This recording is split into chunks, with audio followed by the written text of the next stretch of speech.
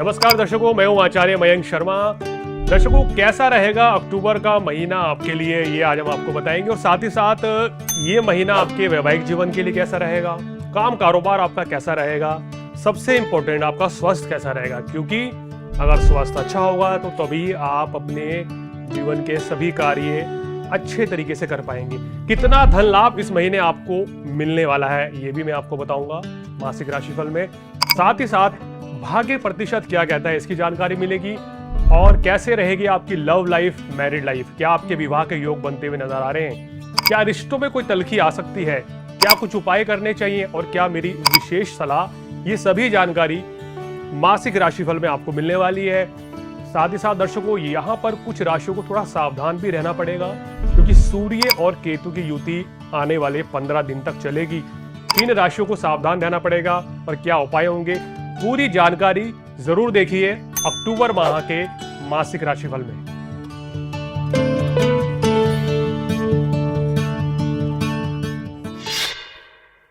नमस्कार, धर्मिया के दर्शकों का स्वागत है। एक बार फिर आप लोगों के लिए लेकर हाजिर है कि क्या कहता है आपका अक्टूबर माह का मासिक राशिफल 2024।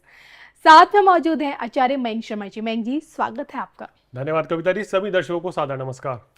जो कि अक्टूबर माह से ही फेस्टिव सीजन शुरू हो जाता है और ऐसे में ये जो महीना है आप लोगों के लिए कितनी ज़्यादा खुशियाँ लेकर आ रहा है, किन चैलेंजेस का सामना आपको करना पड़ेगा ही पड़ेगा। साथ ही साथ धन लाभ के कितने प्रबल योग इस बार ग्रह नक्षत्र आप लोगों के लिए बना रहे हैं, सब कुछ जानेंगे आपकी ग्रह चाल के आधार पर। आपका स्वास्थ्य, आपका बिजनेस, आपकी तरक्की और आपका आर्थिक स्थिति क्या कहती है इस बार। आइए शुरुआत करते हैं आपके ग्रह नक्षत्रों के बारे में, बताएं मयंक जी। जी बिल्कुल कविता जी। देखिए, धनु राशि वालों की बात करें या धनु लगन वालों की, तो क्या ग्रह स्थिति कह रही है। आजकल पिछले कुछ समय से धनु राशि वाले बड़े परेशान से चल रहे हैं, और खासकर जब से बृहस्पति का राशि परिवर्तन हुआ है तो दिक्कतें जो है उनकी चौतरफा बढ़ी है। कारण क्या है, समझिए कि धनु लगन या धनु राशि में बृहस्पति लगन और चतुर्थ भाव के कारक होते हैं, मुख्य ग्रह हैं।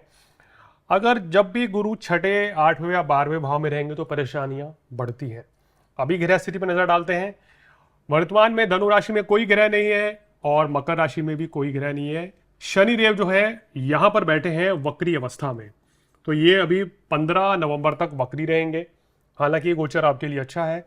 चतुर्थ भाव में आपका राहु बैठा है, ये एक छोटा सा माइनस पॉइंट होता है, मन में चिंता, बेचैनी, घबराहट रह सकती है। पंचम भाव खाली है, छठे भाव में गुरु है। इस गोचर को भी हम इतना अच्छा नहीं कहेंगे, कहीं ना कहीं स्वास्थ्य संबंधी परेशानियां या दिक्कतें यहाँ गुरु बढ़ाते हैं। सप्तम भाव में मंगल है, मांगलिक दोष का निर्माण हो रहा है इस समय।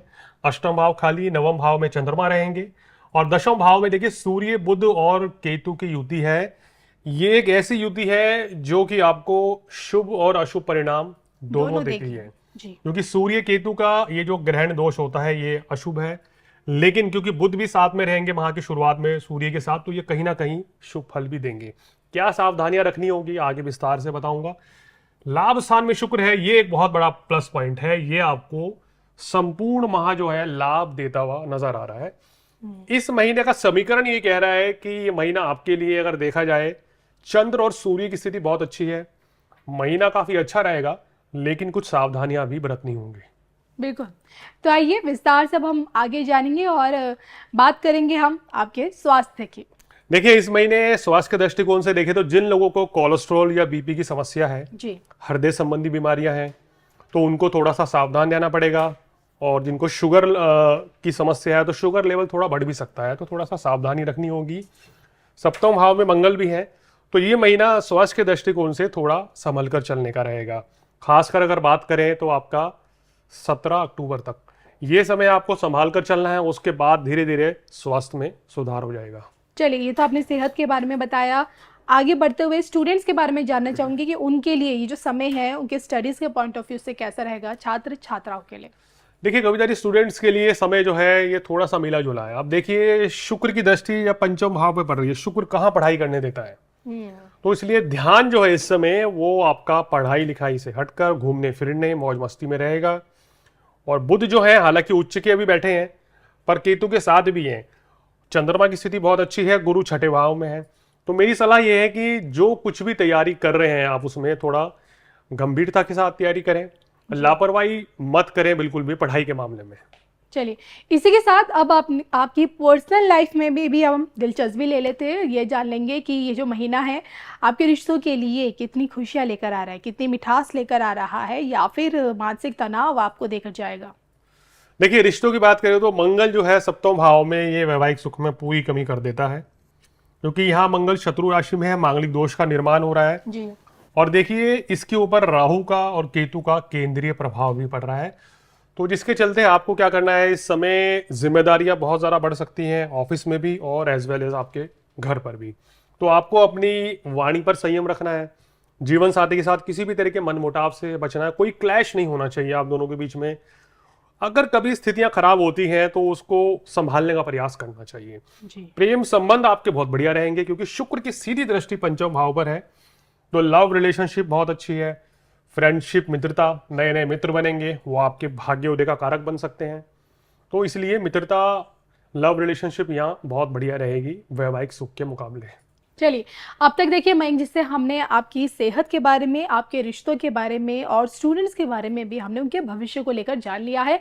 अब बात करेंगे आपके करियर को लेकर, आपका वर्क प्रोफाइल, यानी कि आपकी जो प्रोफेशनल लाइफ है वहाँ आप कितनी तरक्की कर रहे हैं, चाहे जॉब में है या अपना खुद का बिजनेस है। तो आइए, आपका अब की बार का कार्य क्षेत्र कहता क्या है। देखिए, कार्य क्षेत्र की बात करें तो ये महीना सूर्यपुर दशम भाव में होने से आप अपने, सबसे पहली बात है कि नौकरी में जो लोग परिवर्तन करना चाह रहे हैं तो भाई उनके लिए सुनहरा मौका है, क्योंकि गुरु की पंचम दृष्टि भी पड़ रही है आपके दशम भाव पर। नौकरी में परिवर्तन होना संभव है, कार्य व्यवसाय में बड़ा लाभ मिलेगा, बिजनेस अच्छा चलेगा। जी। हालांकि दशम भाव में केतु भी है, तो कार्यस्थल पर आपको क्या करना है कि विवादों से अपने आप को दूर रखना है। आपके बॉस के साथ, अपने कलीग्स के साथ कोई डिस्प्यूट हो सकता है, उस चीज से बचें। जितना कम बोलें उतना ही धनु राशि वालों के लिए इस महीने अच्छा रहेगा। ऐसे ही बिजनेस में कोई बड़ी डील अगर करनी है, क्योंकि गुरु छठे भाव में है, तो पहले अच्छे से सोच विचार करें, देन फिर आप कोई डील कर सकते हैं। लेकिन जनरली ये महीना आपके लिए नौकरी या बिजनेस के लिए अच्छा ही कहा जा सकता है। बिल्कुल। इसी के साथ अब आपकी आर्थिक स्थिति क्या कहती है। जी हाँ, मेहनत कितनी रंग ला रही है, आपको कितना फायदा देकर जा रही है, आर्थिक तौर पर यह महीना आपको कितनी धन दौलत में तोलने वाला है। देखिए, आर्थिक स्थिति आपकी इस महीने बहुत ही उत्तम रहेगी कविता जी, क्योंकि सूर्य बुध दशम भाव में है और इन्होंने 11वें भाव में जाना है, और शुक्र 11वें भाव में, उन्होंने 12वें भाव में जाना है। तो इस महीने पैसे की कोई तंगी नहीं रहेगी, खासकर जो व्यापारी है उनको अच्छा खासा धन लाभ होगा। मंगल भी यहाँ धन लाभ कराएंगे, शनि भी पराक्रम की वृद्धि कराएंगे, विदेशों से लाभ दे रहे हैं। तो जो लोग धनु राशि वाले व्यापारी हैं उनको इस महीने अच्छा खासा धन लाभ मिलता हुआ नजर आ रहा है। इसी के साथ अगर उधारी देनी चाहते हैं तो उस चीज से बचें, क्योंकि छठे भाव में गुरु है, यानी कि रोग, ऋण, शत्रु, इन तीनों चीजों से बचना चाहिए। जी। और गुरु संपूर्ण वर्ष अभी छठे भाव में ही रहने वाले हैं, और इन्हीं का स्वामी क्योंकि धनु बिल्कुल राशि है। बिल्कुल। चलिए, धनु राशि का ओवरऑल तो हमने सब कुछ जान लिया है, लेकिन अब बात करते हैं क्या कुछ सलाह है आपकी बार आप लोगों के लिए। देखिए, सलाह के तौर पे मैं इनको यही कहूंगा, एक तो गुस्से से बचें, सोच समझ कर निर्णय लें, थोड़ा सा अपनी सेहत का भी ध्यान रखें, क्योंकि गुरु छठे भाव में रह के कविता जी लंबी बीमारियां देते हैं, धीरे धीरे धीरे धीरे, और उसको ठीक होने में भी समय लगेगा। और अभी गुरु ने यहाँ संपूर्ण वर्ष बैठना है, तो इसलिए आप अपने खान पान में बदलाव लाएं। जी। पेट संबंधी समस्या बढ़ सकती हैं, लीवर संबंधी समस्या गुरु यहाँ बढ़ाते हैं।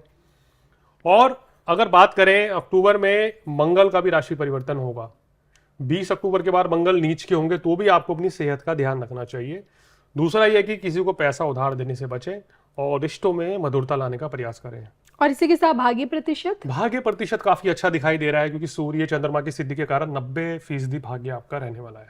जाते जाते एक छोटे से उपाय के तौर पे संपूर्ण मास आपको क्या करना है कि हनुमान चालीसा का पाठ करना है जी। हनुमान जी को गुड़ चने का प्रसाद चढ़ाएं मंगलवार के दिन, बहुत अच्छा रहेगा।